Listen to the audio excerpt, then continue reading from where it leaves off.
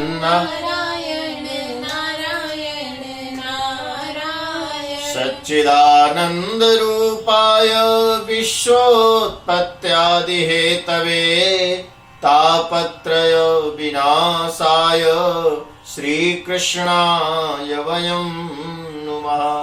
गुरुर्ब्रह्मा गुरुर्विष्णु गुरुर्देव महेश्वरः गुरुः साक्षात् परब्रह्म तस्मै श्री गुरवे नमः। जय श्री राधे, जय श्री कृष्ण।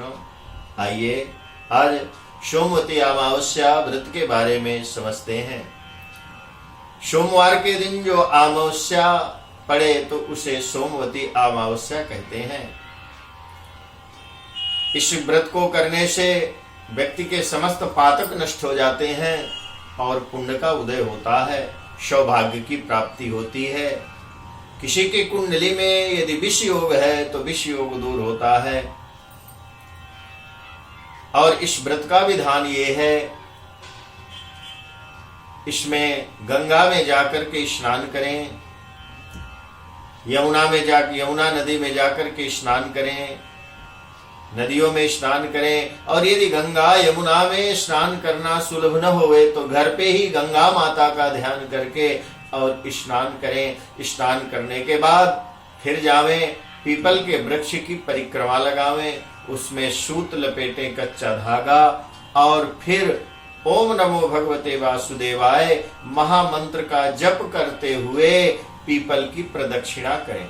और प्रदक्षिणा में यह विधान है कि कोई भी 108 फल या मेवा 108 गिन लेवें और फिर एक परिक्रमा पूरा होवे और वो एक फल रख देवें। ऐसे करके 108 बार परिक्रमा करनी चाहिए। ये व्रत करने से स्त्रियों को सौभाग्य की प्राप्ति होती है और जो भी जिस हेतु से इस व्रत को करता है उसकी इच्छा पूर्ण होती है।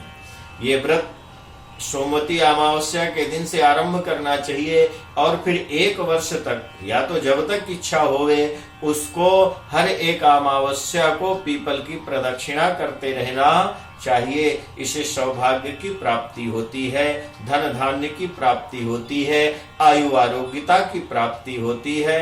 बच्चों के यदि मंद बुद्धि है उनकी बुद्धि तीव्र होती है। सभी सुखों को सभी इच्छाओं को ये पूर्ण करने वाला एक ये व्रत है।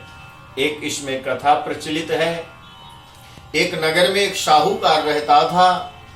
वो साहूकार के 7 बेटे थे।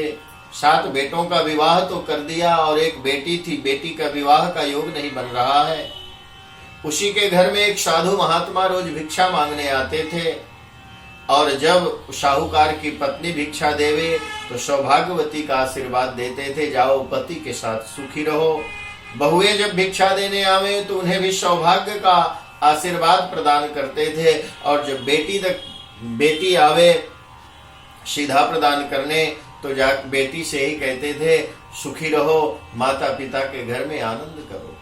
बेटी को ये बड़ा बुरा लगता था और एक दिन वो अपने माँ के पास जाकर के बोली, माँ आप जब साधु महाराज को भिक्षा देते हैं और तब वो आपको सौभाग्य का आशीर्वाद प्रदान करते हैं, सुखी होने का आशीर्वाद प्रदान करते हैं, भाभियों को भी ऐसे आशीर्वाद देते हैं, लेकिन मुझे क्यों नहीं देते? माँ कहती है महात्मा जी से मैं पूछूंगी। और दूसरे दिन अपने बेटी से वो भिक्षा दिलवाई और जब देते सब सीधा दिया और उस समय साधु महात्मा आशीर्वाद देते हैं सुखी रहो, माता पिता के घर में आनंद से रहो। तब जाकर साहूकार की पत्नी आई, महाराज जी आप मेरी बेटी को सौभाग्य का आशीर्वाद क्यों प्रदान नहीं करते? महात्मा जी कुछ नहीं बोले और ये कहने लगे इसके जीवन में सौभाग्य नहीं है इसलिए मैं इसको सौभाग्य का आशीर्वाद नहीं देती। महाराज क्या उपाय है? बोले आपके यहाँ जो पंडित जी हैं उनसे इसकी कुंडली दिखवाई। और वो साहूकारनी पंडित जी के पास कुंडली दिखवाने गई, जन्माक्षर दिखवाने गई और पंडित जी ने कहा इसके वैधव्य योग है, सौभाग्य का इसको सुख नहीं है। तो साहूकारनी कहने लगी महाराज कोई उपाय तो होगा, आप उपाय बताइए। बोले सिंघल द्वीप में, समुद्र के उस पार सिंघल द्वीप में एक शोभना नाम की धोबन रहती है। और वो धोबन का यदि आशीर्वाद मिल जावे, उसके मांग का सिंदूर इसको मिल जावे, तो इसको सौभाग्य की प्राप्ति हो जाएगी। वो बड़ी तपस्वी धोबन है। तब वो निश्चय किया कि मैं अपने बेटी को जरूर भेजूंगी। छोटा बेटा तैयार हुआ और अपनी बहन को लेकर के शोभन के नगर में जाने के लिए तैयार हुआ और देखा समुद्र के किनारे पहुंचा तो विकराल समुद्र है। एक वृक्ष के नीचे बैठ गए, कैसे उस पार जाएंगे। और एक बाज पक्षी का घोंसला था, उसके ऊपर अपने बच्चों को रख के वो बाहर गए थे और वो सर्प एक जा रहा था खाने के लिए। और साहूकारनी की बेटी ने भाई से कहा, भाई मुझे लगता है सर्प खा जाएगा इनके पक्षियों के बच्चों को। वो सर्प को पकड़ के मार के वहीं ढक दिया और उसके बच्चों की रक्षा किया। जब वो दोनों आए तो देखे कि हमारे पक्षी बच्चे तो जीवित हैं, बहुत प्रसन्न हुए। ये कौन ऐसा पुण्यात्मा है, रोज तो कोई दुष्ट आत्मा हमारे बच्चों को खा जाता था मार के। तब वो साहूकारनी की बेटी ने कहा, मैंने इनकी रक्षा किया है। और तब वो दोनों पक्षी कहने लगे कि हम तुम्हारा उपकार कभी भूलेंगे नहीं। अब बताओ तुम्हारा हम क्या हित कर सकते हैं। बोले, मुझे उस पार सिंघल द्वीप में शोभन धोबन के यहाँ जाना है, आप मुझे वहां पहुंचा दो। और वो दोनों नर मादा पक्षी उन दोनों भाई बहन को उसके नगर में पहुंचा दिए और वो दोनों भाई बहन उसी नगर में रहने लगे। बहन साहूकार की बेटी ने क्या किया, रात्रि में जाती थी और धोबन के घर का सारा काम करके आ जाती थी। धोबन अपने बहू से कहती है, क्या बात है, बड़ी जल्दीबाजी से काम कर लेती हो। बोले, माँ जी मैं तो नहीं करती हूँ, मुझे लगता है कि आप सब कर लेती हैं। तब धोबन ने कहा, मैं भी नहीं करती हूँ, ये कौन करके जाता है, परीक्षा लेंगे। और रात्रि में जागती रही और दूसरे पहर, रात्रि के चौथे पहर में वो साहूकारनी की बेटी आई, घर का सारा काम करने लगी। धोबन उसके हाथ को पकड़ के प्रणाम किया, ये बताओ देवी तुम कौन हो, मेरे घर का काम क्यों करती हो। तब जाके सब हाल बताया, मुझे पंडित जी ने ये कहा था, तब मैं आपके पास आई हूँ। मुझे सौभाग्यवती का आशीर्वाद यदि आपसे मिल जाएगा, मेरे विवाह के पूर्व यदि आपके मांग का सिंदूर मिल जाएगा तो मेरे सुहाग की रक्षा होगी, आप आएंगे। धोबन ने कहा, मैं जरूर आऊंगी, आप विवाह निश्चित करो। इधर वहां विवाह निश्चित हो गया, धोबन को निमंत्रण मिला है। धोबन अपने परिवार वालों से कहती, उसके पति थोड़ा बीमार रहते थे, कि मैं वहां जा रही हूं और यहाँ कोई घटना घटे तो तुम कुछ करना नहीं, जैसे कि तैसा मेरा इंतजार करना।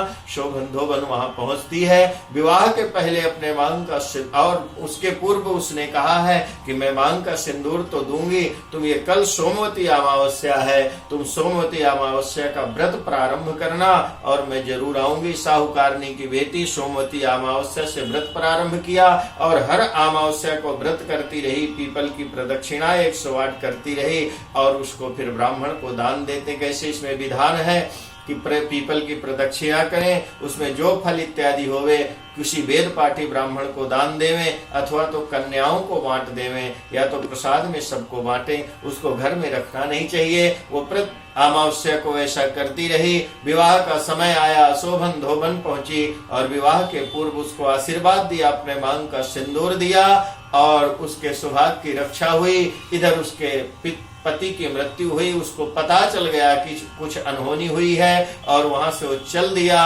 और रास्ते में आते हुए उसको अमावस्या पड़ी, बोले मुझे तो पीपल की पूजा करना है, मेरे पास तो कुछ नहीं है, मैं प्रदक्षिणा कैसे करूंगी। तो 7 ईंटे के ढेले लिए और उसके 108 ईंटे के ढेले लिए और उनको रख दिया, पीपल की प्रदक्षिणा किया, पूजन किया और एक प्रदक्षिणा करके एक ढेला रखती गई, फिर उन्हीं को जो है दान दिया।